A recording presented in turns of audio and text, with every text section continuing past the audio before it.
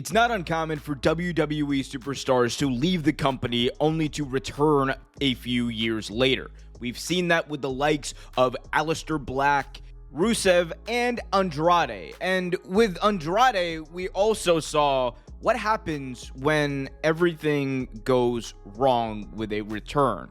Andrade came back to WWE in 2024 at the Royal Rumble following his departure from AEW, the company that he had been with for the prior 3 years. And when he returned, everyone felt like this was going to be a changing of the guard for him. Everyone believed that under Triple H, the same person who was in charge of him when his career was at its peak in NXT, Andrade would not only have a career resurgence, but a renaissance. We would understand and finally get the version of Andrade that we never got under Vince McMahon when he was on the main roster in WWE, and we never really got to see fully when he was in AEW being booked by Tony Khan. Everyone believed that Andrade Unlocked would be this insane spectacle, and we would get some crazy matches and a major championship run, but none of that happened.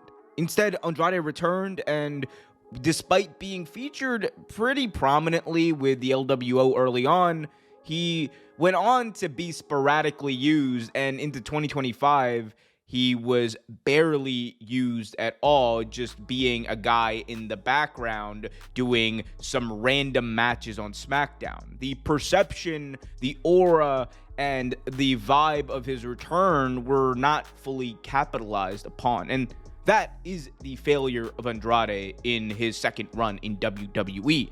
Everything that was supposed to happen with Triple H booking him to be a world beater, with Triple H booking him to be a championship level act, was all just speculation and hope that the fans had. And I think Andrade underscores one of the bigger problems that WWE is facing right now with the way their roster is currently set up. You have a roster in WWE that is very top heavy, and the reliance on these already established big name stars is unlike it has ever really been in WWE. When you look at the roster up and down, there's really only 6 or 7 people on the men's side who you could really say are genuinely constantly looked at as world title contenders. And unlike in previous iterations of the WWE, we aren't really on the horizon of them pushing other main acts, because a lot of the main roster talent that they have right now, and the main event talent more specifically, just re-signed for big money. So outside of Braun Breaker, I don't see anyone else really getting opportunities at that level. And the way that WWE books the mid-card is fairly inconsequential.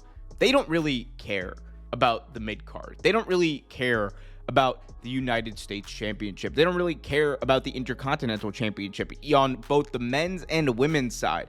Tag team wrestling doesn't matter. The only thing that is ever featured prominently, that is ever seemingly in major feuds, are the main event titles. And if you're not competing for those, or if you're not perceived to be a massive star a la a Cody Rhodes or a Roman Reigns, then you're not going to be featured consistently on TV when you're there. And Andrade, I think, is a casualty of this new reality for WWE. A reality that has very little room for people who are perceived as good hands. A reality that has very little room for people who are just there as performers who once had some of the best matches in the company's history, but they want the big stars. And for whatever reason, Andrade just never became that massive star that many people believed he would be. And when you look at where he goes now, it's a question of what he wants to do. If Andrade genuinely wants to be a major North American pro wrestling star, then he has options. He could always go back to AEW. According to FightfulSelect.com, they are still open to having him as long as anything heinous isn't tied to whatever led to his departure from WWE. But All that being said, I don't know if a year and a half away from the company is enough to potentially get rid of everything that came with his departure and led up to it. Remember, Andrade and AEW seemingly had some creative differences, and despite Tony Khan and Andrade being very cordial on the way out, it would be hard for any of us to look past some of the backstage interactions he had with the talent, such as Sammy Guevara, and not see potential problems on the horizon. And AEW is a company right now that does not want to focus on bringing in WWE guys. You want to bring in guys who you know are going to be future stars and guys who you know are not going to be an issue backstage. And while Andrade has not had any recent issues, his history in AEW does kind of speak for itself.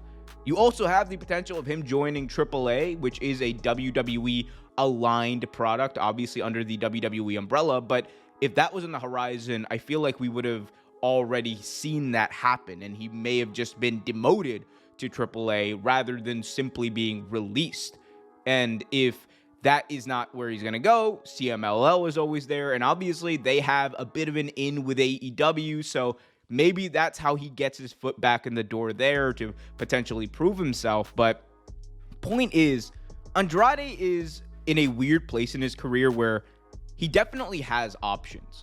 He's good enough in the ring that if you're a company, it would behoove you to have him on your roster. But at the same time, he's just not as big a star. He's just not a good a promo. He's just not as good a presence as many of the other people that you either could potentially bring in or that you already have. So the big question is, where does he fit in? And that is not a question that I can easily answer. I'm sure that's not a question that you all could easily answer.